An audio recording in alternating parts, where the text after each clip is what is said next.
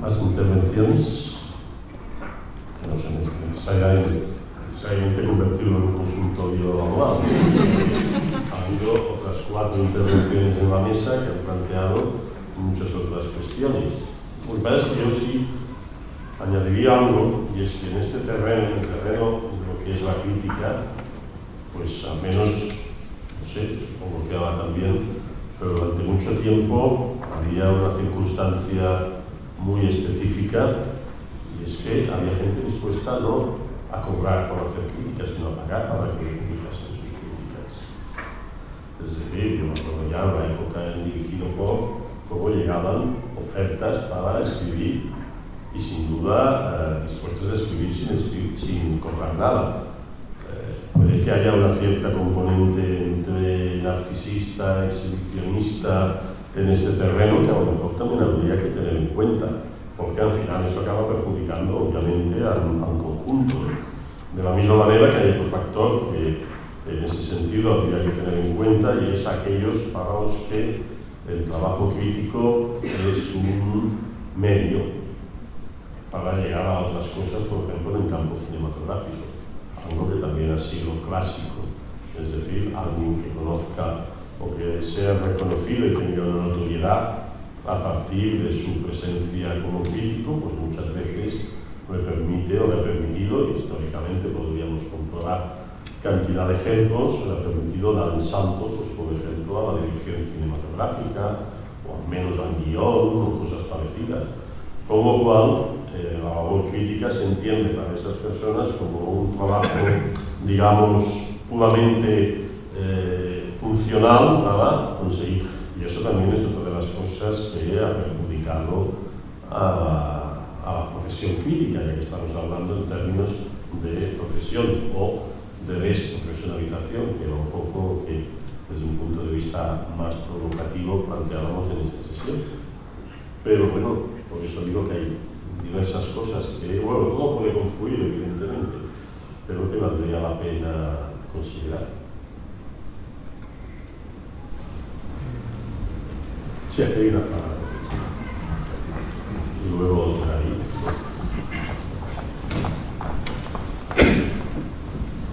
Aprovechando que está aquí Carlos, por ejemplo, que dirige la revista, hay un tema que me ha provocado, es hasta qué punto, desde la dirección de una revista o de un periódico o de una emisora de radio, se puede presionar al crítico en la utilización de las redes sociales. Es decir, si el Twitter del crítico puede estar condicionado por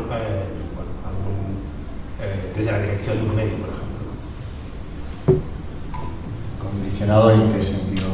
Es decir, que se diga explícitamente que si viertes determinadas opiniones sobre determinadas películas en Twitter, seguramente no te encargaremos trabajo. Pues supongo que habrá alguien que lo haga, pero en el caso no me resulta desconocido. O sea, no sé. Planteado como tú lo planteas, a mí particularmente me resulta inasimilable, pero planteado como tú lo planteas, no sé si hay casos en los que se pueda dar. En el caso, claro, es que depende de lo que estemos hablando. No sé si te refieres a un caso concreto en particular, a una empresa en particular. Bueno, me consta que en los grupos editoriales de prensa no hay regla escrita, pero sí hay presión, es decir, hay una manera de coartar a la gente.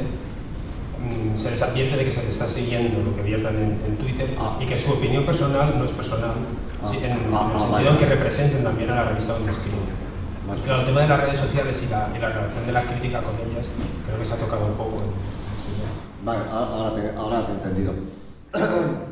Bueno, desde la experiencia yo he oído, como tú probablemente, o como tú no has dado un caso, yo he oído que eso efectivamente puede estar ocurriendo según qué caso. Si hay que hablar de la experiencia nuestra, nosotros somos tan incipientes, tan novatos y tan pequeñitos en esto que es que no nos lo hemos ni planteado. Porque es que no ha habido ni ocasión de plantear nada semejante. O sea, es que nosotros no es que paguemos la mitad cuando se publica algo en la web, es que no podemos pagar nada adicional. O sea y por tanto no podemos tener apenas contenidos propios en la web porque no podemos pagar por ellos.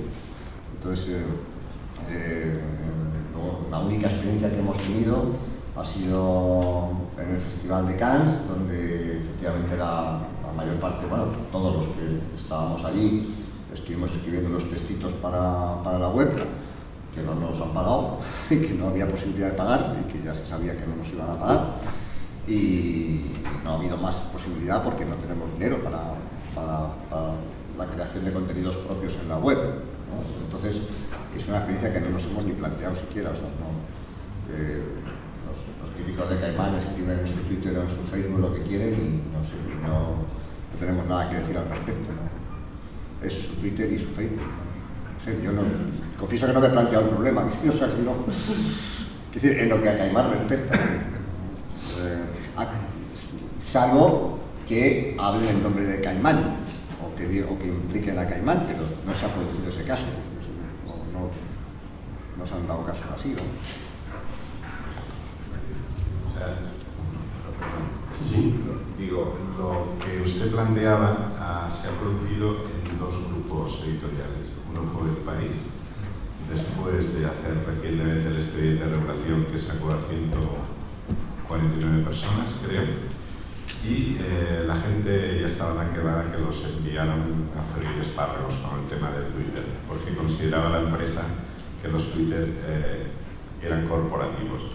El segundo intento que ha habido ha sido el Periódico de Cataluña, donde se redactaron unos criterios, yo lo he visto y los modificamos, pero al final no, donde la empresa consideraba que los twitters que hacían los trabajadores del periódico eran twitters de la empresa. Y dije, pero bueno, estamos locos aquí, porque una cosa es que pongas tu nombre y el periódico, @ el periódico tal, y otra cosa es que Pepito García tenga un Twitter y ponga lo que le dé la gana. Evidentemente, sí que hay intentos, serios intentos de coartar la libertad de la gente, aunque sean periodistas, críticos de cine o lo que sea, de que no puedan opinar. Oye, yo con mi nombre digo lo que quiera, y si quiero tener un Twitter corporativo lo tengo, y si no, no. Lo que es verdad es que hay muchas presiones para que la gente que trabaja, sobre todo en medios escritos, tenga Twitter y envíe tweets, porque eso le da audiencia al medio. Y evidentemente, si le da audiencia, le da publicidad o posible inversión publicitaria en el medio papel, claro, en el medio digital, tal vez. Pero sí que hay presiones de ese tipo. Pero para todos, es decir, los que hacen política, economía, fútbol, para todos. Por precisar solamente una cuestión, ahora voy situando el asunto. Nosotros tenemos un Twitter y un Facebook corporativo, pero lo escribimos en la redacción. Por tanto, no hay ocasión de. El Twitter y el Facebook que tienen los colaboradores es el suyo personal. No nos hemos planteado nada al respecto, ni creo que proceda a plantearse nada al respecto.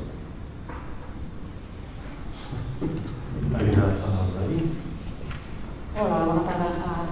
Volia canviar una mica de tema i tornar una mica, si de cas, al tema de la crítica cinematogràfica. I volia plantejar un tema que potser és el que abans s'ha comentat, que si la crítica cinematogràfica moltes vegades considerava que es deia normalment que la gent que la feia doncs, era un privilegiat o que si era un luxe. Jo també m'ho he sentit dir moltes vegades, fins i tot per part de la direcció de la Trempan, com si la feina que diríssim fos un luxe. És un luxe treballar en el que ens agrada, ho és, sí, però a base també, com comentàvem abans també la Conxita, a base de moltes hores. Però bueno, no em volia centrar tant en això, sinó que abans el Xavi ha apuntat una cosa que d'alguna manera m'afecta directament, i és que comentava que hi havia un terreny per explotar, que és el de la crítica audiovisual. Jo modestament he de dir que fa 5 anys que l'exerceixo, encara que és veritat que és un mitjà molt petit, és un mitjà que és Barcelona Televisió, però des de fa 5 anys ens vam decidir que volíem fer crítica, perquè sabíem que a televisió es feien programes, però normalment eren més de caire informatiu. Dies de Cine potser era de tots el que d'alguna manera potser sí que s'implicava més en aquest sentit, en oferir potser més una opinió, però potser no tan elaborada com es podria trobar en una publicació escrita o en la premsa generalista. Llavors el que vam decidir nosaltres, també per diferenciar-nos, és fer crítica de cinema però a la televisió, o sigui, agafar cada pel·lícula i analitzar-la.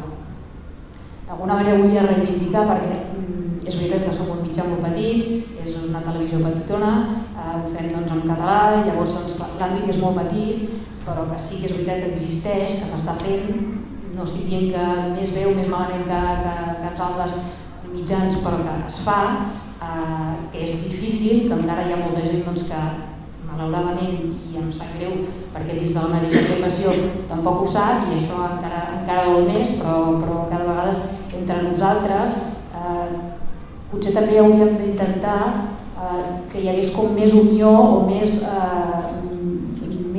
no sé, com més, d'alguna manera més ajuts entre nosaltres, no? més suport entre la gent de la professió. No? A vegades dona la sensació, no sé, potser també és pels moments en què estem visquent o el que sigui, però fer com més pinya, no? Entre nosaltres, perquè en el fons tots, ja sigui ràdio, ja sigui tele, revista, diaris, tots en el fons fem el mateix i ho fem tots segurament per la mateixa passió, que és la passió del cinema i que moltes vegades va més enllà de qualsevol raó, no? Perquè el que dediquem segurament per la feina traspassa qualsevol límit i tot.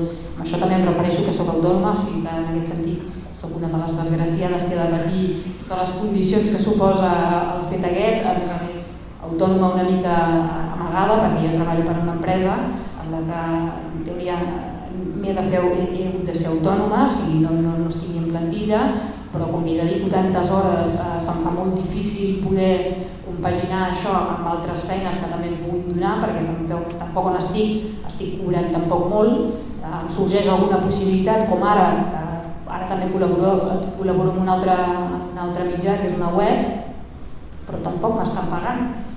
Però per què ho fas? Doncs per tenir més visibilitat, perquè veus cada vegada un programa de televisió, que és d'àmbit, en aquest cas, Barcelona, doncs molta gent no et veu, vols donar a conèixer més gent, vols trobar potser un altre mitjà, com és l'escrit, però que resulta que tampoc et paguen. No? I fins a quin punt també has d'aguantar aquesta situació, no? De dir, ho faig o no ho faig per arribar a més gent, perquè m'agrada la professió, m'he de posar jo els límits, o ens hem de posar tots uns límits de dir, fins quan estàs disposat a treballar en aquestes condicions, perquè en el fons ho fem perquè ens agrada, perquè si fos una altra cosa, t'asseguro que jo no dedico tantes hores a una professió o a una feina com les que estic dedicant ara. Només volia plantejar una mica això i també el fet aquest de donar a conèixer que sí, que modestament es fa crítica audiovisual, encara que encara molta gent no ho sàpiga, però ho intentem fer. Gràcies. Marta, perdó, potser no m'havia expressat abans bé, però tota la meva intervenció anava dirigida i concentrada a la premsa generalista, un espai en el qual ara mateix que s'està treballant molt en potenciar continguts audiovisuals des de la pròpia web, des del propi portal online dels diaris.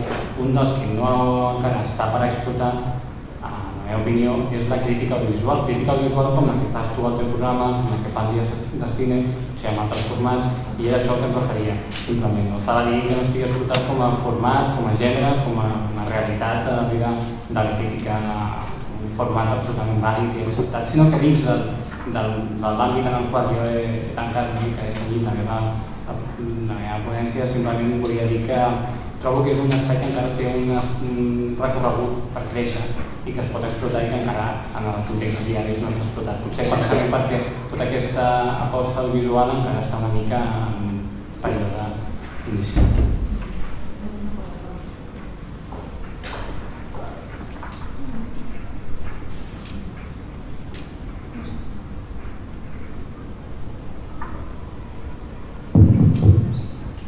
Referint també una mica a això, cada vegades en aquest sentit també fins a quin punt de vegades un mitjà, o sigui, allò que dèiem abans de la professió, no? Segurament els mitjans més petits, segurament perquè també han enganxat un moment de crisi i segurament cada vegada potser també n'hi ha més per la facilitat de les noves tecnologies, però fins a quin punt també probablement molts d'aquests mitjans que també ara n'hi ha molts més, potser també veuen de lligar una mica la seva feina precisament pel fet d'exercir-la l'han de fer gratuïtament, no? Segurament aquí també s'hauria de parlar una mica d'això, no? De que fins a quin punt estàs més mal vist o menys mal vist pel fet de treballar en un mitjà que pugui tenir més lectors o més espectadors i tot això. I després també referent també una mica això, de vegades els mitjans més petits, independentment de que hem de lluitar 3 vegades més per tot, de vegades també, d'alguna manera, també sortim perjudicats per culpa d'altres mitjans més grans que d'alguna manera el que facin o no facin d'alguna manera també ens perjudica. Em refereixo que quan de vegades es ve, per exemple, promocionar una pel·lícula, cada vegada sol passar menys, per no dir que aviat jo crec que ja ni vindran aquí a Barcelona a promocionar-les, però cada vegada venen menys, però sí que ens han dit moltes vegades des de les mateixes distribuïdores que cada vegada venen menys quan saben que determinats mitjans que saben que tenen molts espectadors no ho cobriran, perquè saben que si aquests ja no ho cobreixen, doncs diguem que la resta ja no us importa gaire, no? Llavors, això és una cosa que també ens hauríem de plantejar, perquè per culpa de un mitjà més important que no entens molt bé per què no dona cobertura a una determinada pel·lícula, perquè independentment de que hagi produït o no va a fer-la, no sigui un criteri, quan té gent i mitjans per fer-ho, i de rebot sortim perjudicats als altres, que ens agradaria fer-ho, i per culpa de que els altres no ho fan, en aquest sentit també han sortit perjudicats, perquè al final no vindran a promocionar res. A mi m'ho han arribat a dir distribuïdores que diuen que si determinat mitjà no venen a obrir-ho, ja no vindran pels altres. O sigui que els petits, que potser estan fent la feina, no sé si millor o pitjor, però la intentem fer, tampoc ens la deixen fer per culpa d'uns altres. Això també és una cosa que crec que també hauríem de tenir molt present, perquè crec que per culpa d'uns estan pagant també els altres. És una altra cosa que poso sobre la taula. Bueno, ahí habría factores como por ejemplo ese factor de que, en este caso hablando desde la perspectiva de la prensa especializada en revistas mensuales, ese factor de que por ejemplo en Barcelona no hay preestrenos o pases de prensa mensuales, sino que la mayor parte de pases de prensa son prácticamente la misma semana del estreno, con lo cual, dado que hoy en día las revistas especializadas, como la que yo también participo, llamada Caimán, hay esta aparente necesidad de que haya de salir las críticas de las películas incluso antes de que se estrenen, cosa que antes no ocurría, pues evidentemente eso significa que desde aquí pues, hay muchas películas que, a no ser, claro, que uno se dedique al pirateo o a localizarlas por vías más o menos subterráneas, pues evidentemente no se puede hacer crítica en la medida en que cuando aquí se pueden ver ya la crítica se ha publicado.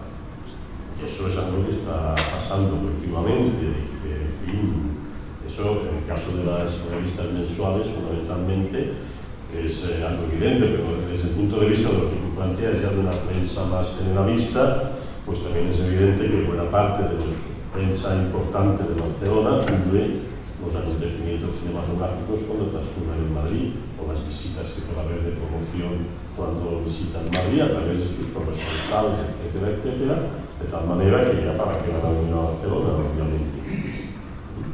Entonces, eso ya sería, digamos, una problemática muy específica del ejercicio de la crítica y de la información, porque nos debe pasar a vosotros esto, en un lugar como Barcelona en relación, por ejemplo, a lo que sea ese ejercicio en Madrid, cuando a lo mejor por otra parte hay más, digamos, más densidad de críticos por metro cuadrado en Barcelona o mejor que en Madrid.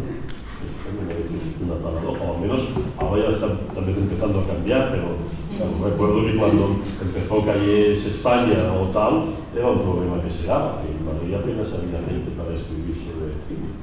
Yo quería decir que efectivamente que ser crítico de cine o periodista de cine en Barcelona es 2 veces más duro que serlo en Madrid, porque bueno, hay distribuidores que no, que dan facilidades, evidentemente, pero hay otros, ahora mismo hay promociones de películas españolas que no van a venir a Barcelona, se nos van a saltar.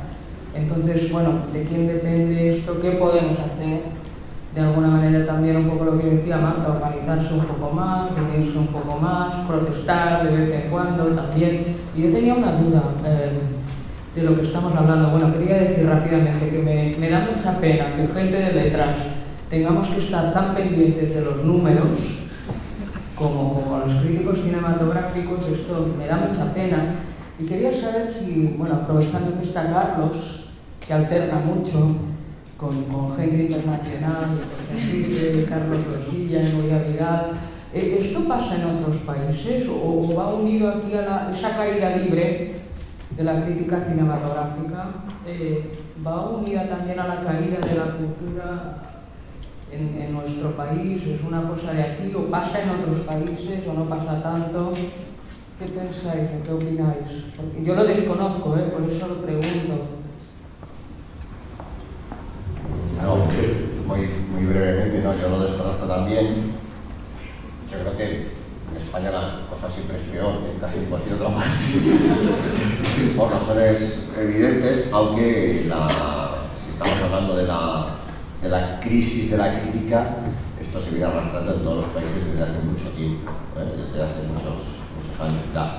Es decir, los despidos de los críticos de grandes medios internacionales han saltado a la prensa en los últimos años. O sea, la crisis que vive la crítica, el arrinconamiento de la crítica en la prensa generalista y en los grandes medios, la pérdida de espacios propios, la pérdida de influencia de la crítica en las publicaciones en papel, es un problema que yo creo internacional y que compartimos con muchos críticos con los que hablamos en los festivales, en otros medios. No conozco lo suficientemente a fondo la situación en otros países como para saber. Ya uno tiene la intuición de que en este país todo siempre es más cutre, más precario y más terrible, pero a lo mejor nos llevamos sorpresas porque la situación que transmiten otros compañeros de otros países no es nada buena. No puedo llegar mucho más. En Portugal, el otro día, un crítico cinematográfico portugués que tiene un programa de cine en la televisión pública portuguesa. Me decía el otro día que estaba pensando en un plan B, porque veía que la crítica cinematográfica no daba para más y que bueno, tenía la suerte de tener una escalera de pisos que le había dejado su madre en herencia y que la iba a arreglar para los Erasmus, ¿no? Pero claro, supongo que en Portugal también están mal las cosas, pero me intriga mucho saber si en Francia, en Italia, en Inglaterra, si están como nosotros. Hay que tomar una cosa en consideración y es que probablemente aquí la caída puede ser mayor en la medida en que la consideración general, no ya de la crítica, sino del propio cine desde un punto de vista cultural, siempre ha sido inferior respecto a Francia o respecto a otros países. Y por tanto, si ya de entrada el ámbito cinematográfico como tal pues era visto como un ámbito de criterios aprovechados y demás, y no con una determinada densidad cultural, pues obviamente la crítica de eso, pues a su vez tenía menos consideración. O sea, bueno, yo me acuerdo de un caso, que tal vez sea el único caso en este país, de un periodista que empezó en la crítica cinematográfica y llegó a ser príncipe de Asturias después de haber pasado como director de La Vanguardia, que era el caso de Sáenz Guerrero. Pero es que Sáenz Guerrero consiguió llegar a la crítica cinematográfica desde la sección de esquemas, ¿verdad? Lo peor, es decir, los obituarios y los libros de esquemas era lo peor del periódico y consiguió empezar a ascender pasando a crítico cinematográfico. Pero es que el crítico cinematográfico de La Vanguardia solo tenía por detrás al que hacía los obituarios y las esquemas. Por tanto, este señor consiguió finalmente ser director de La Vanguardia y príncipe de Asturias y tal. Pero yo creo que es el único caso en este sentido. Si partimos de ahí, yo recuerdo siempre que en el año 1940, el primer número de Primer Plano, la más importante revista española de esos años, se hizo una encuesta entre los académicos de la lengua españoles, es decir, la Real Academia de la Lengua. Y un segmento de los académicos consultados, año 1940, manifestaba públicamente, está escrito, que no había ido nunca al cine, ni pensaban ir al cine. Luego estaban los que decían que de vez en cuando iban para distraerse. Pero había una parte que declaraba que jamás iba a poner los pies en el cine, que era esto. Si comparas eso, los años 40, con lo que podía pasar en Francia o en Italia, la situación, pues evidentemente hay una distancia. Todo eso se arrastra. Y de alguna manera, en términos del cine en general, pero muy particularmente de la crítica cinematográfica, pues en el fondo no dejamos de ser herederos de eso. Perdón, no de palabras. Pero creo que hay una palabra allí, luego hay otra palabra aquí, o sea que esto se va animando. Sí, yo especialmente a Blogs and Dogs, a Miquel, porque gracias a Blogs and Dogs, lamento mucho que ya no exista, ¿no? Porque gracias a Blogs and Dogs yo soy hija de unos cineastas que su cine ha sido conocido más fuera de España que dentro. En el 2006 el cine se ha conocido más en España, que es el colectivo de cine de clase, Marina Orisa y Elena Lumbreras, y básicamente gracias a Blogs and Dogs, por ejemplo, o revistas de este nivel o blogs alternativos donde tratan el cine documental, que también es muy importante y parece que está más olvidado, ¿no? Que desde el punto de vista hay mucho más críticos en el cine de todos los otros géneros que no el documental. Entonces, cuando te encuentras un texto magnífico que hace referencia en la Universidad de Nueva York, ¿no? En la Sorbona de París, en Lyon, en Valencia, la Universidad de Valencia, etc., y ha sido en parte gracias a la Universidad de Santiago de Compostela también a un artículo que publicó Xavi Viñas en Blogs and Dogs, te abre un mundo de posibilidades. Entonces, Elena Lumbreras, mi madre, hace ya muchos años que falleció, no puede ver nada de todo esto, ¿no? Quiero decir que ahora ha sido reconocida años después de su muerte, ¿no? Entonces, porque su cine era un cine muy comprometido, eran antifranquistas, se hacía de manera clandestina y personas como, los que están detrás, de Blogs and Dogs, han llevado el nombre y el cine de estos cineastas. Entonces quería agradecerte y a todos vosotros porque hacéis una labor extraordinaria y bueno, que esperemos que las cosas cambien un poco para mejor en este país y que me emociona hablar del tema y que muchas gracias.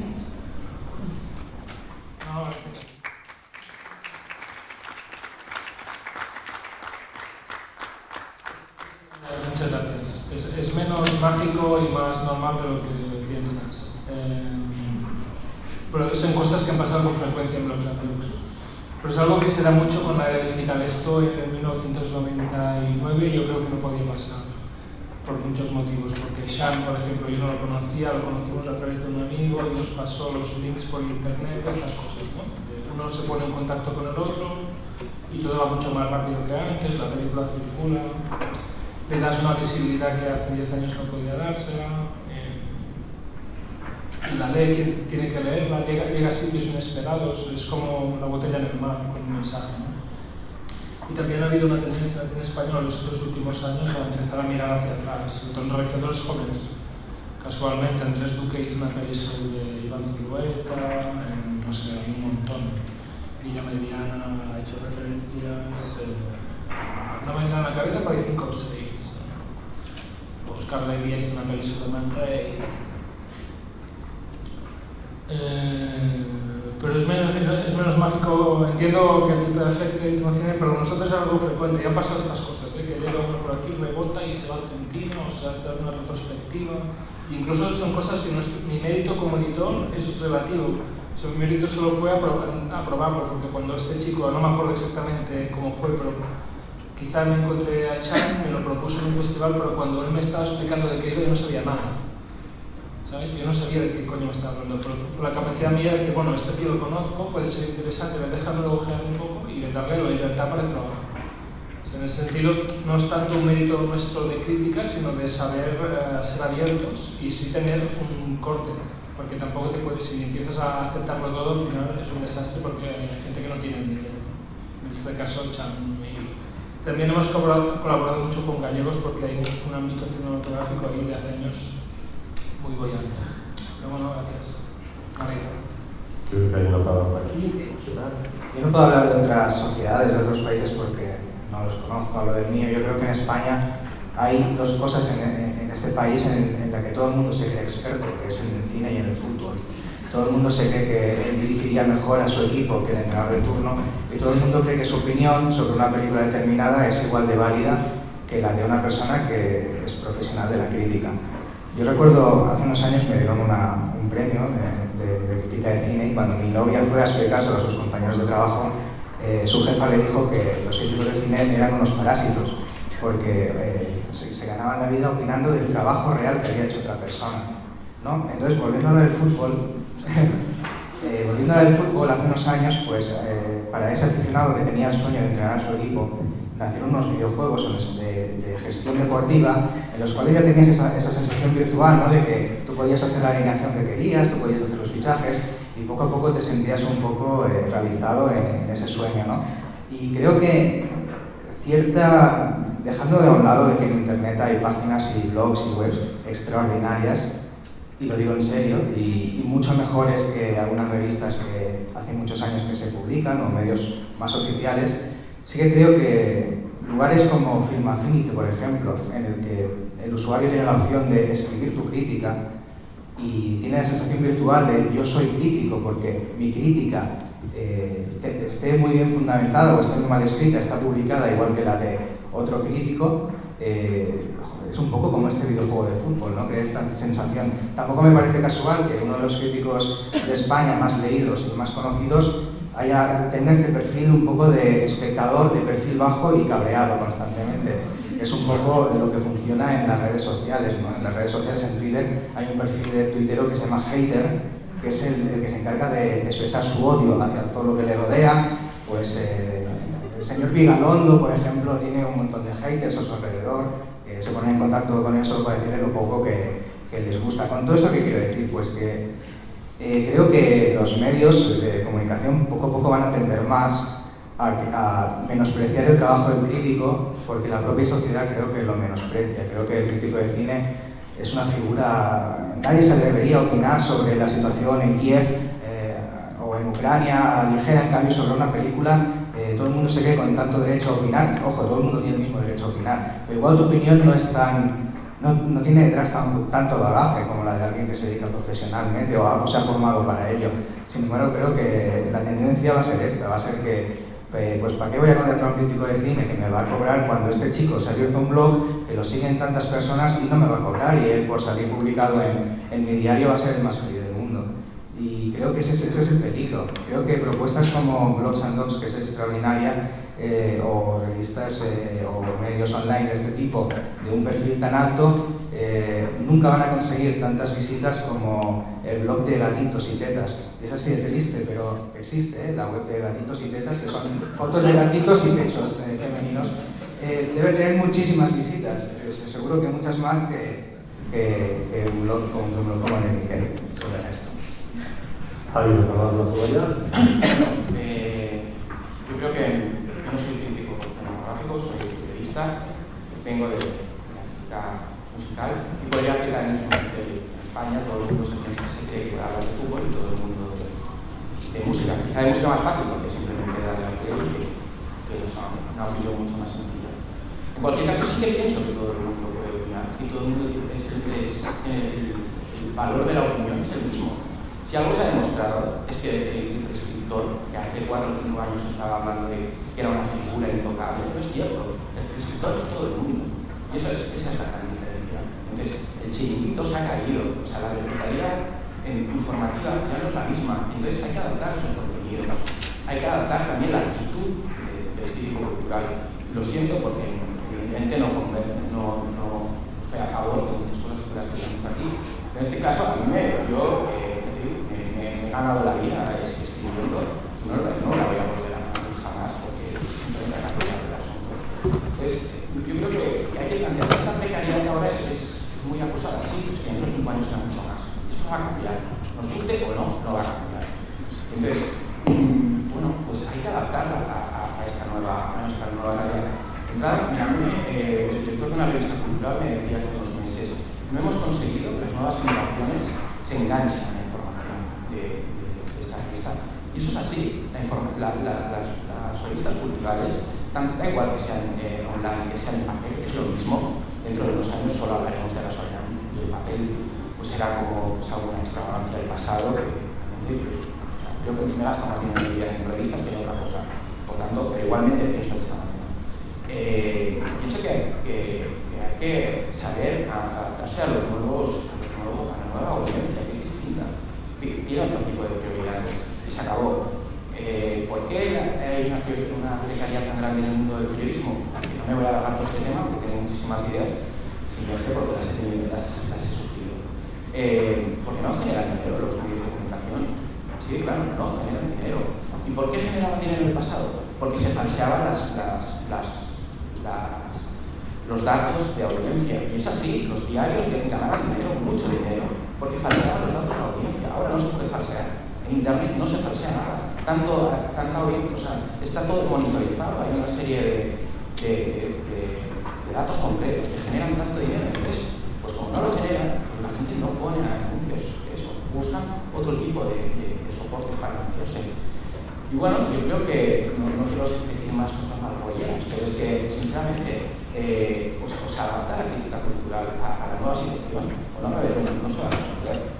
Y esa es un poco la opinión que tengo. Yo tengo un respeto enorme por los críticos, los admiro, da igual que sean cinematográficos, musicales, literarios, lo que sea, pero sinceramente yo ya como lector, como consumidor de información, ya no me guío por esos prescriptores. Me guío seguramente por lo que me va a decir mi novia al llegar a casa si le ha gustado una película o un disco, y así es como se guía a la gente. Aparte del poco interés que hay cultural en este país. Yo creo que en Barcelona, por ejemplo, hay 5.000 personas que puedan interesarse por la cultura de calidad. Si lo gastas o no, y depende de la calidad o de la proyección que haya tenido mediática puntual, pues va a tener esa audiencia, pero no hasta 5.000 personas, es así, ¿no? Entonces es un negocio muy pequeño, muy pequeño, menos generalizado, entonces no todo el mundo puede vivir por eso, sobre lo cual me Yo, en todo caso, apostillaría que a lo mejor se está confundiendo el opinador con el crítico.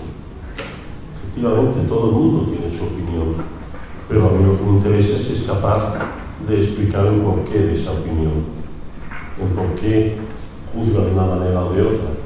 Y esa es la diferencia. A mí no me interesa la opinión de un crítico en términos afirmativos o negativos, porque incluso puedo discrepar, pero me puede interesar en cómo expone esa opinión. Es decir, y eso... Pero la mayor parte, al menos en la crítica musical, no voy a hablar de la crítica cinematográfica, porque será bastante parecido. Es bastante parecido.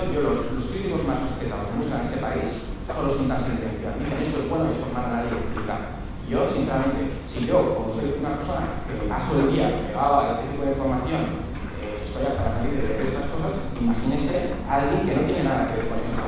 Pues sinceramente ya pasan, se dedican a otra cosa. El otro día leí en un blog un chico joven que debía tener 21 o 22 años, se preguntaba por qué tiene que ver críticas de discos sobre conciertos. No lo entendía y es normal. Pues porque las nuevas generaciones no entienden por qué la gente se han dedicado a sentar cátedra, a no explicar los porqués y ya está. Si esto es una acto de construcción, hay que pensar por qué es tan mala la crítica cultural en este país. Tal cual, no porque seamos España, somos más malos o más malos. No, simplemente es que no se hace bien. En Estados Unidos también está pasando de que los críticos culturales ya no se pueden ganar la vida con eso. Y no es porque las cosas mal. Yo creo que la prensa anglosajona sí que ha sentado cátedra en todos los niveles. Muchísimas cosas, como la prensa francesa o alemana. Puede estar de acuerdo o no, pero es así, o sea, realmente se hacer las cosas. Pero bueno, el negocio del periodismo está entredicho. Hay gente que lleva muchos años en las grandes universidades pensando cómo reactivar el negocio. No sé, pienso en la gente de Pointer, o por ejemplo en la gente de Mito, o Henry Jenkins en la Universidad de South California, que también están pensando cómo hacerlo. Pues pero ahora mismo no está generando dinero, y no de la misma manera que antes. Entonces, o sea, el primero de todo hay que plantearse es como la industria musical se está todo ya quejando de que lo mal que va todo. Lo mal que va todo es por vuestra culpa por no haber hecho las cosas mejor hace 20 años cuando las cosas ya apuntaban de otra manera y punto.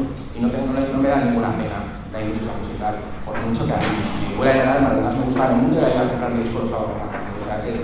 ¿Qué voy a decir? Pero igualmente, o sea, hay que hacer una acto de construcción y empezar de cero y pensar cómo adaptarse a los nuevos tiempos. Y quizá en el futuro dejará de haber precariedad. Eso seguro. Bien, antes supongo que puede haber alguna intervención en relación a esta intervención, pero permitidme un paréntesis porque Carlos me ha pedido hacer una intervención antes de irse y como a continuación se va a ir, pues le paso la palabra a él y luego seguimos porque me parece que hay evidencias interesantes de lo que se está planteando ahora. Bueno, pido disculpas por colarme y tal, pero tengo que coger tres cosas solamente.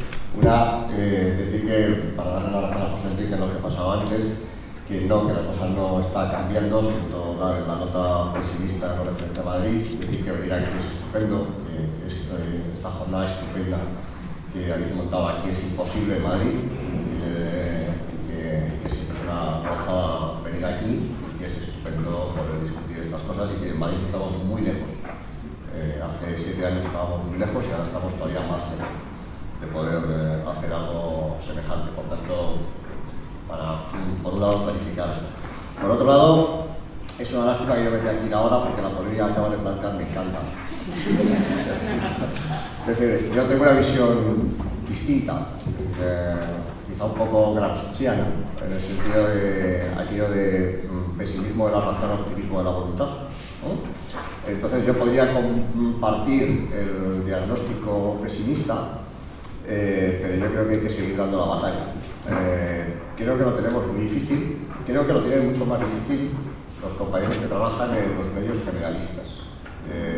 Y creo que lo tenemos algo más fácil dentro de lo dificilísimo que lo tenemos todos los que trabajamos en medios especializados, porque tenemos mayor libertad, o por lo menos en algunos medios tenemos para acertar o para equivocarnos, para hacer cosas bonitas o menos bonitas, tenemos mucha libertad, pero los compañeros que trabajan en la prensa generalista y en los medios generalistas lo tienen mucho más difícil, están dando una batalla muy bonita y a mí, desde mi punto de vista, muy estimulante, y yo creo que es una batalla irrenunciable. Y además creo que nos miramos demasiado el ombligo todos.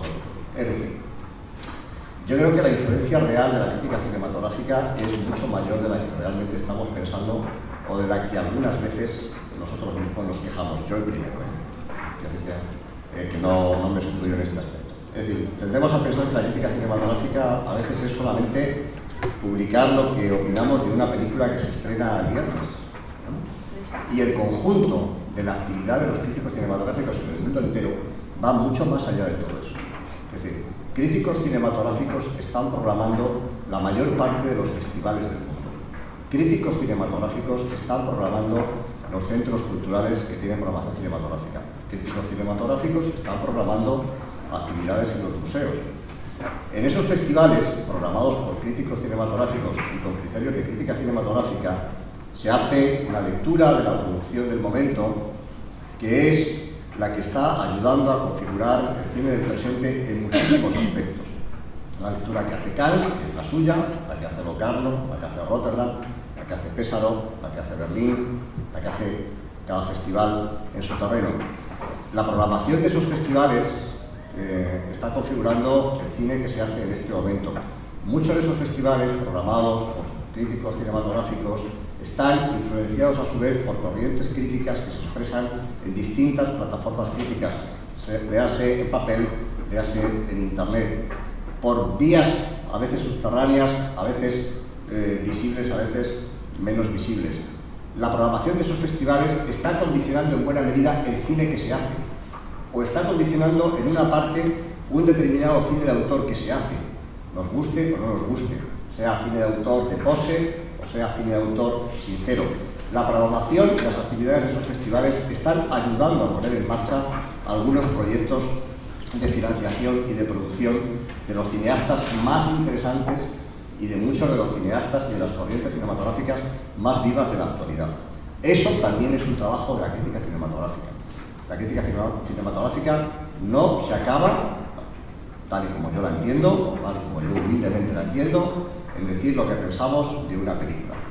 El crítico cinematográfico, yo creo que todos nosotros, realmente somos críticos por vocación, porque nos gusta, porque disfrutamos, y los que podemos publicar, porque tenemos el inmenso privilegio de poder publicar.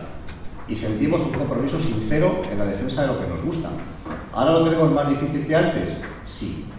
¿La crítica está en retroceso? Sí. Yo puedo compartir el 99% del diagnóstico, de ese diagnóstico. Pero creo que sinceramente queda mucho campo por explorar, que al lado de, entre comillas, honrosas y valiosas derrotas como la de Blocks and Dogs, surgen todos los días otras plataformas valiosas en internet y en otros sitios para seguir dando la batalla. Por supuesto que está por ver de dónde sale la fuente de financiación, por supuesto que está por ver qué pasa, pero, y otra cuestión importante, para mí muy importante, no es cierto que todo el mundo que la opinión de todo el mundo tenga el mismo valor. Y no es cierto que se hayan acabado los prescriptores, en mi modesta opinión. No, sinceramente no es cierto. Es decir, que en Internet buscamos la gente que lee, pero ha sido así siempre. La gente que ha leído la crítica cinematográfica no ha sido nunca la mayoría de la población, ha sido la gente que lee crítica cinematográfica, o en El País, o en La Vanguardia, o en una revista especializada, pero la gente que lee crítica cinematográfica y que ahora la busca en Internet, busca determinadas plataformas más que otras. Determinados señores tienen un prestigio que no tienen otros. Determinados señores, determinadas plataformas, determinadas revistas online tienen un prestigio que no tienen otros. Nos fiamos más de unos críticos que de otros. Es decir, que eso es muy minoritario, que nos da difícilmente para vivir, sí, claro, pero es que está pasando así con muchas otras profesiones, no solo con la nuestra. Y está pasando así no solo con los críticos de cine, sino con todos los medios de comunicación y con todos los periodistas en general. Pero nos fiamos más de unos y de otros. Las opiniones de quien queráis, de Jonathan Rosenbaum, de Ken Jones, de muchísima gente, de Adrian Martin, de muchísima gente, tienen mucho más peso y mucha más influencia en el cine que se hace hoy en día, y en el criterio de los aficionados, y en lo que piensan los estudiantes de las escuelas de cine, que las opiniones del que tiene un blog en su casa y escribe lo que le da la gana, que a lo mejor en su momento llegará a ser un señor estupendo con el mismo peso que estos otros, pero lo tendrá que demostrar y se lo tendrá que ganar. Ese prestigio se lo tendrá que ganar, ese consenso cultural se lo tendrá que ganar. Siento expresarme con esta contundencia, porque me tenía que ir. Millones de gracias por vuestra invitación.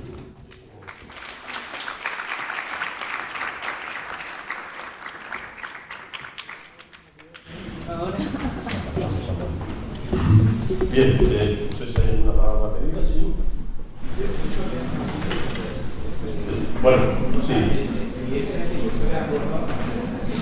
El escritor tiene un peso muy importante y lo va a seguir teniendo siempre. Ojalá que no desaparezca. Pero ese escritor no genera dinero, no es suficiente para vivir, ni genera dinero a nadie para que lo contrate. Y esa es la cosa. O sea, si hablamos de una profesionalización del asunto, significa que genera un dinero. Yo personalmente pienso que jamás nada de lo que yo he hecho, nadie ha ganado dinero con lo que yo he hecho, jamás nadie. Esto ya es una opinión más personal y un caso más concreto. Pero generar dinero con eso, me parece que probablemente valdría la pena hacer una encuesta de los 80 y tantos miembros que en estos momentos hay en la ACE, cuántos de ellos viven de lo que escriben en términos de crítica cinematográfica. Solo dejo eso dicho. Oye, antes, perdona Marta, un momento, yo quería también comentar que es importante diferenciar un poco la función de la prescripción dentro de la crítica, no confundir tampoco una con otra. Es cierto que la crítica acarrea una prescripción, pero no es la única cosa que define una crítica. Ni el prescriptor es inmediatamente un crítico, ni el crítico necesariamente siempre prescriptor. Como ha dicho Enrique, te puede interesar mucho una crítica de una película cuya opinión no coincide para nada con la tuya, por los argumentos, por las ideas, por los conceptos. Dicho esto, cuando hablábamos de cómo ha cambiado el estado de las cosas con la erupción de Internet, con la democratización de la crítica o de la opinión sobre el cine, yo creo que tampoco se tiene que ser catastrofista en ese sentido, porque está claro que eso ha obligado a replantear a replantear esa figura. Eso que tú hablabas de la persona que sienta cátedra, no sé si coincido con esa visión de lo que suponía la figura del crítico antes, pero está claro que ahora se está uno más obligado, sobre todo en los espacios en los que puede explayarse, a ir mucho más allá de esa función de la crítica. Creo que el crítico que no se toma esta nueva situación como un acicate, como un estímulo para desarrollar su crítica hacia un sitio que pueda ser mucho más interesante que una opinión cualesquiera en Film Affinity, pues está dejando pasar una oportunidad buena para ofrecer algo más. La crítica siempre ha ofrecido algo más. A veces era una opinión, siempre ha sido algo sobre una opinión sobre una película que no había visto el lector. Ahora tiene que seguir ofreciendo algo más, y ese algo más se tiene que concretar en otras otras formas, en otros acercamientos, en otras miradas. No creo que tenga que ser necesariamente un problema, sino más bien un desafío para la nova clínica. I perdona. Sí, bueno, volia anar una mica també en la línia que anaves tu, Javi, perquè fins a quin punt tot això ens ha de fer plantejar dues coses. Jo també veig que, per una banda, ens ha de fer qüestionar potser la professió, fins a quin punt el fet de que d'alguna manera tothom creï una opinió, fins a quin punt això fa que les noves generacions o la gent jove també potser acabi donant menys importància a aquesta professió, precisament perquè sembla que tothom tingui dret a dir la seva i llavors potser treu valor a les altres. I després, perquè també veig de cara a les noves generacions, i amb això no vull generalitzar ni molt menys, perquè tampoc, però de vegades parlant amb gent més jove, també, tot i que tenen més accés a les noves tecnologies i al cinema, sigui per les vies que siguin, és igual, també veig que no tenen gaire cultura cinematogràfica. Molts estudiants a mi m'han assegurat que van molt poc al cinema, normalment no veuen cinema, o sigui, diguem-ne, antic per entendre'ns, o sigui, veuen el cine més antic que poden veure potser té 10 anys, com a molt. Totes aquestes coses que potser també són importants que ens les plantegem, no? Perquè d'alguna manera en una època en què està més accés al cinema que mai, jo veig que les noves generacions tenen menys cultura cinematogràfica que mai. I els parles de referents, de pel·lícules, coses que i gent que són estudiants, me'n refereixo a estudiants de cinema o gent que es volen dedicar a això i que no saben qui és, que pregunten, però i aquest qui és? I són coses que dius, m'ho estàs preguntant seriosament o és una broma, no? I no tenen gens de referents de cinema ni de directors, no saben, o sigui, han vist molt poques coses i pel·lícules que són realment, és allò de dir, això no ho has vist, o sigui, que a la seva edat ja hauríem de veure, i més quan es volen dedicar a això, vull dir que aquest tema crec que també és important, no? Enfocar una mica les vies sobre la professió, el futur de la professió i de cara a les noves generacions de la gent que es vol dedicar a això, una mica també com està, no?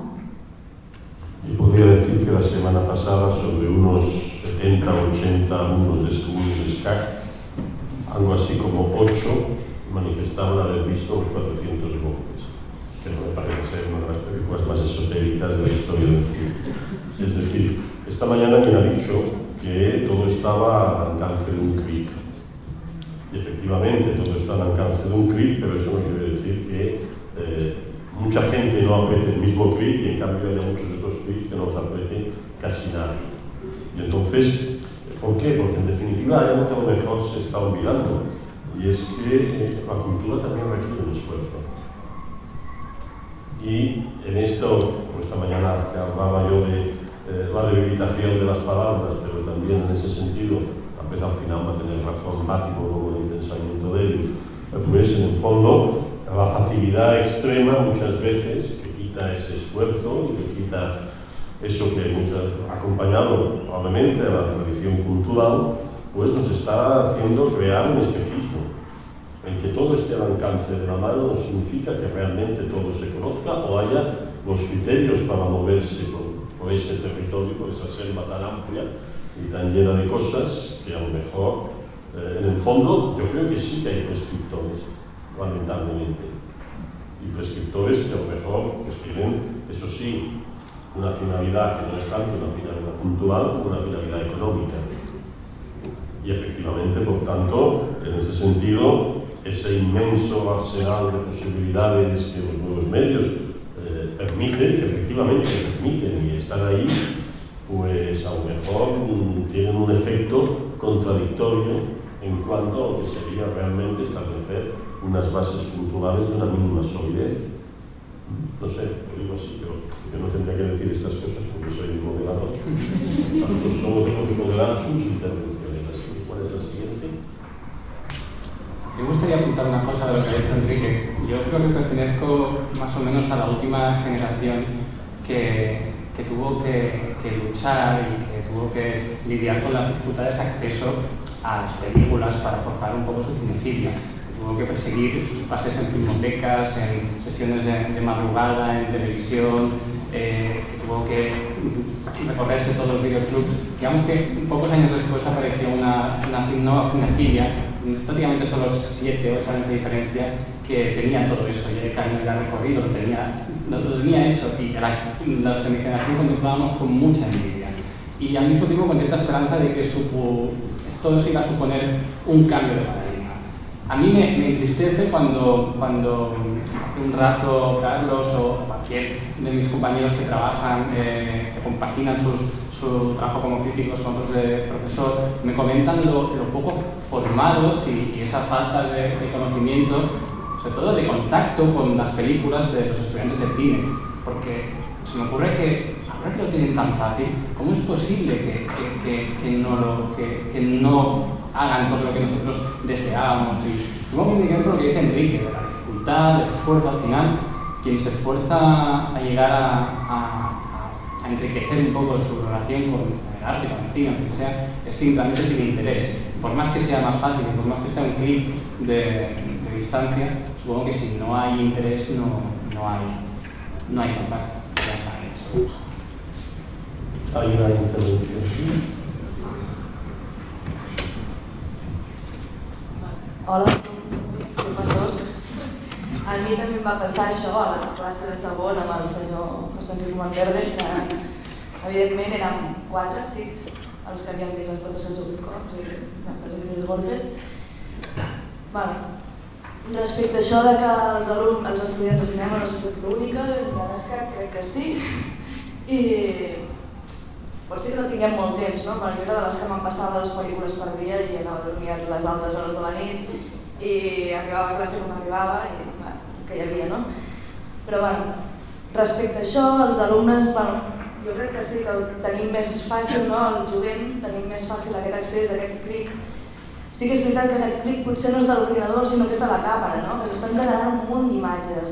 Potser és aquesta, no? L'altra vessant, que aquest clic s'ha convertit ja en un aspecte d'ansietat de produir imatges, no? Hi ha un altre vessant. Ja no volem veure tant, ja hem vist moltes coses i ja estem rodejats de tantes imatges que volem seguir fent i al final s'estan acabant produint coses coses que es pengen a YouTube, que acaben sent no sé ben bé què, i això que deia dels gats i de les tetes, una mica, i no ho sé, jo crec que respecte als estudiants m'agradaria conservar aquest romanticisme, de que hi ha alguns que sí que mirem cinema, sí que anem una mica més enllà, sí que mirem coses més alternatives, sí que intentem fomentar una mica fent petits cicles de cinema en centres socials, en coses més alternatives, perquè tampoc no tenim...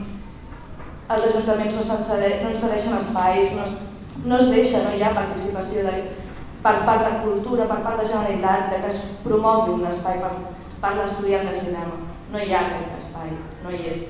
S'ha intentat, s'ha fet, no s'ha fet, però des del meu punt més alternatiu, ho intentem fer en altres centres, en altres llocs potser una mica més alternatius i diferents, i llavors això tampoc no arriba a tot el públic, això també és un problema, no?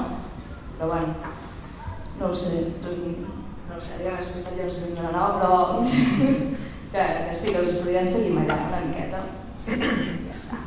Jo volia dir una cosa molt breu, sobre tot el que estem escoltant i sentint que jo confio en que la figura del crític no desapareixi. Jo crec que no, jo difereixo, discrepo del company.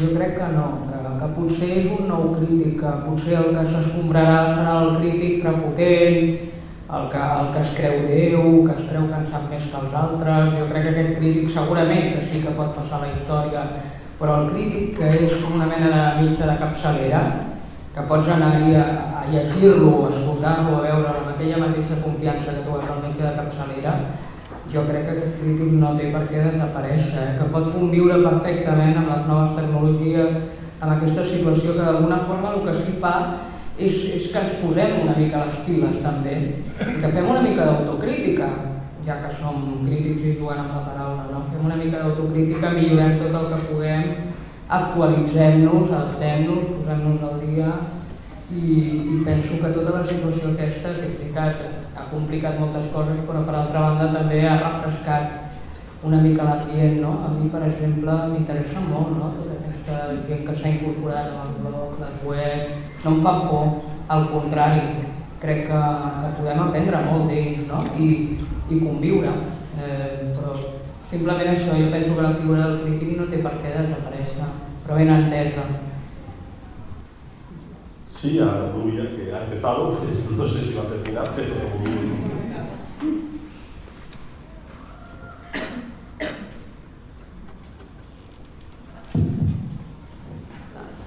Solo, quizás sí, no sé si es para acabar o no para acabar, pero sí para cerrar un poco este debate que se ha abierto ahora al final, que me parece el más interesante de todos los que se han planteado en el día, sinceramente. Es que yo creo que en la inmensa selva que es Internet, en la inmensa selva de información, en la inmensa selva de imágenes que nos bombardean por todas partes, hacen falta guías. Hacen falta gente que te desbroce, hace falta gente que te diga: este camino te lleva al lago, este camino te lleva al río, este camino te lleva a la montaña. Y tú decides si quieres ir al lago, al río o a la montaña, pero alguien te tiene que decir que por ahí no vas al precipicio. Y yo creo que si tenemos alguna función, antes en la comida me ha hecho mucha gracia porque había un chico que explicaba una cosa de cocineros y no sé qué, y de repente hemos dicho: los críticos en realidad somos los camareros. Estamos entre la cocina y el comensal, somos el camarero, somos el que realmente de alguna manera facilitamos, tenemos que facilitar, somos un puente y esa función no la vamos a perder, aunque sea sin cobrar, no la vamos a perder. Hace falta que haya gente que haga este puente, hace falta que alguien guíe un poco. Y respecto a los alumnos, yo estoy convencida que tienen muchísimas ganas de ver cosas más allá de hace 10 años. Pero el problema es que son 110 años de historia del cine y alguien les tiene que decir por dónde o qué. No se van a poner a ver aleatoriamente. Y yo creo que eso sí que faltan guías. Yo creo que faltan guías, o que nuestra función es esa. O debería serlo, o en todo caso a mí me gusta pensar que lo es, simplemente. De todas maneras, al menos dejemos que en vez de camareros seamos metres. Fontan sobre los cuadros del menú, pero camareros nada más. Ya que estamos con este paralelismo cine-comida. Creo que sí. Pues, bueno, os cuento una anécdota. Hace 2 semanas, no lo cuento para dar envidia, pero en Berlín estábamos cubriendo la presentación del Somni, este documental sobre la comida que hicieron los Roca para 12 personas en Santa Mónica, y nos invitaron a una comida en la que el postre era de los Roca a los críticos informadores. Era una comida para 200 personas. Y bueno, o sea, es la primera vez, la segunda vez en mi vida que por ejercer mi labor periodística, cinematográfica, me invitan a una cena parecida. Estábamos los críticos alucinando, había un estado de conmoción absoluta, de síndrome Stendhal gastronómico imparable. Y en nuestra mesa estábamos, como éramos 3 críticos, una agente de prensa y una chica que no conocíamos, ya que estamos hablando de lo que era crítica gastronómica. Una gastronómica de una revista inglesa. Nos comentó prácticamente que ella, cuando había empezado, claro, ella le había hecho ilusión ser crítica de cine o de música, porque eso en la revista estaba absolutamente pillado y que no había ninguna posibilidad para optar a ese cargo, porque eran los más borrosos y los que todo el mundo deseaba. Y que a ella le acabó que dijeron: mira, va, como eres chica, pues no sé, ponte con lo de los restaurantes y la gastronomía. Y bueno, habían pasado los años, la gastronomía ya había cogido su importancia dentro del contexto cultural, ella se pasaba la vida viajando a los mejores restaurantes del mundo, a probar las mejores comidas del mundo, y me decía que los críticos de cine desde hacía años la odiaban y se cambiaban por ella y se ofrecían a cambiar de trabajo. Y en esa mesa, concretamente, uno a mi lado se ofreció en ese momento a cambiar de trabajo ya y sus responsabilidades. Quiero decir que, lo digo en el sentido de la figura del crítico de cine, que antes hablábamos de esa figura que se ve con cierto como gente sentada a la cátedra y tal, también es objeto de una cierta precarización. Todos nos sentimos que el desempeño del crítico ha ido empeorando, las condiciones en las que se produce ese desempeño han ido empeorando quizás en las últimas décadas. Yo, por ejemplo, cada vez que llevo 4 años en mi periódico y cada vez que me voy al festival, pues hay unos ciertos comentarios de los compañeros relacionados con, bueno, lo que decía antes Conchita, que ya está el Xavi yéndose a sus festivales, que ya estás ahí yéndote. En el último ya me dijeron, antes de que yo soltase mi habitual retaíla de excusa, Xavi, no nos vuelvas a explicar lo de no dormir, no comer y tal, pero pasas genial. Dices, no sé, o sea, está claro que como decía Conchita, hay una mezcla de pasión y de todos los compañeros que compartimos, nos quedamos a festivales de pasión por este trabajo. Pero en una asamblea de hace unos 6 meses en el trabajo, surgió una propuesta de una compañera mía del periódico que había tenido que pasar una noche fuera por cubrir una información. Y planteaba, bueno, imagino que hay algún tipo de compensación por cuando el trabajo previsto te obliga a dormir fuera de casa. Y le dijeron, pues la verdad es que tiene todo sentido, sí, pero no lo habíamos pensado aún, vamos a proponerlo en la siguiente reunión. Yo claro, me di cuenta de que cubriendo los festivales de Sitges, San Sebastián, Cannes y Berlín, duermo fuera de casa como 1 mes y medio al año, en total, quizá 5 semanas. A mí realmente me vendría muy bien que hubiera una compensación, pero ni siquiera se me había ocurrido pedirla. Quiero decir que hay muchas cosas que forman parte de la precarización del trabajo, del periodista, que son innatas o van de la mano con el desempeño de la crítica, sobre todo al ir a festivales y otro tipo de eventos, que damos por descontada, que asumimos con una naturalidad que quizá no deberíamos aceptar así como así, deberíamos pedir que hubiera algún tipo de compensación.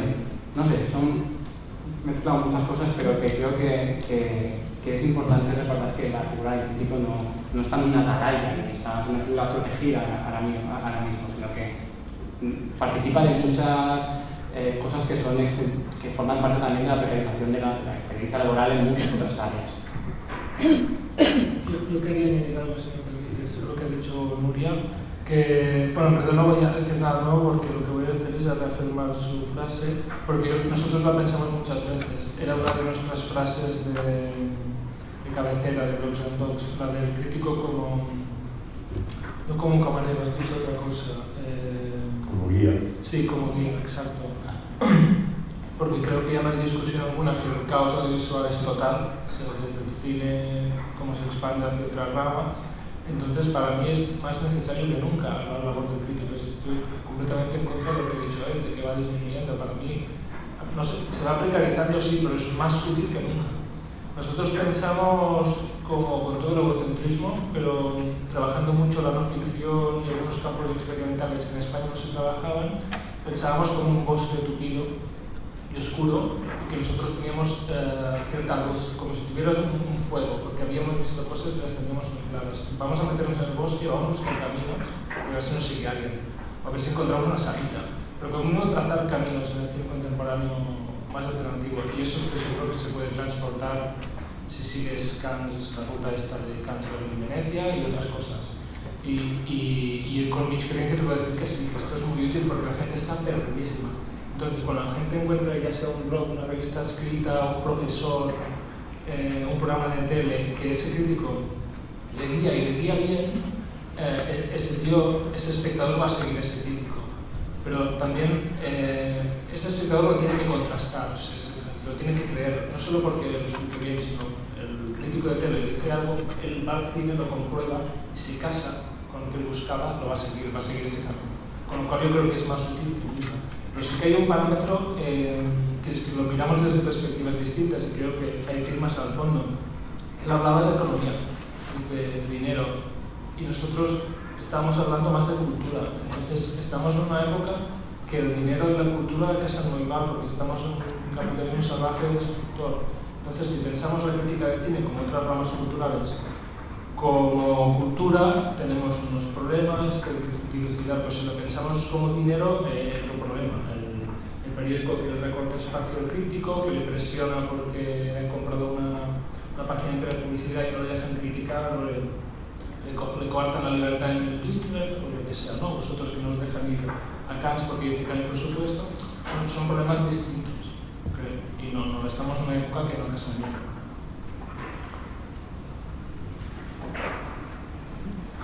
Bien, parece que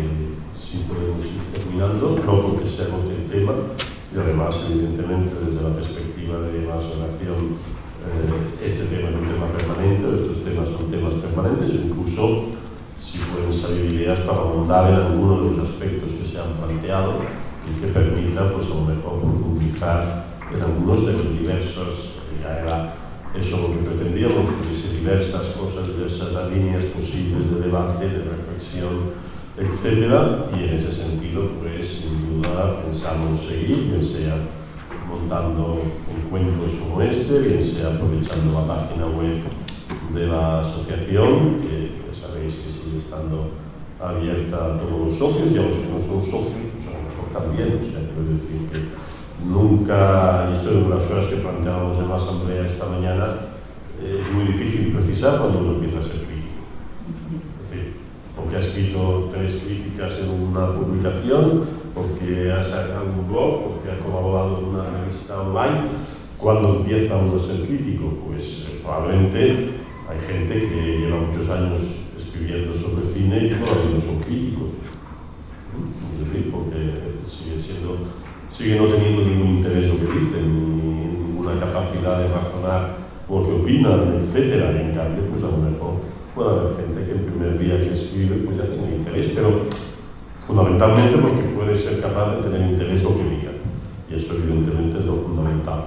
Que es difícil entonces trazar la frontera de cuando empieza uno a ser crítico, de cuando puede empezar a ser admitido en la asociación, etcétera, etcétera, pues también, pero quiero decir con esto de que este tipo de reflexión, ya que aquí hoy se han juntado, pues, evidentemente, gente que en cuanto a pertenecer a la asociación se supone que son críticos más o menos profesionales, es decir, más o menos retribuidos, pero en todo caso si no con la voluntad de ser retribuidos y por tanto profesionales, pero también han venido, o habéis venido, pues la gente que no estáis en eso, o todavía no estáis en eso, pues habría que matizarlo. Pero en ese sentido, pues pensamos que es interesante que pueda seguir habiendo también esa confluencia y que por tanto no ha de ser, y bueno, de hecho nuestras actividades nunca son cerradas y por tanto pues os invitamos a estar atentos a la pantalla para la siguiente, nunca mejor dicho, hoy en día ya con los medios tecnológicos es estar atentos a la pantalla porque todos estos debates van a proseguir y vamos a intentar profundizarlos. Bueno, y aquí cerramos esta sesión, esta jornada y pues ya digo, hasta la próxima, que espero que no sea dentro de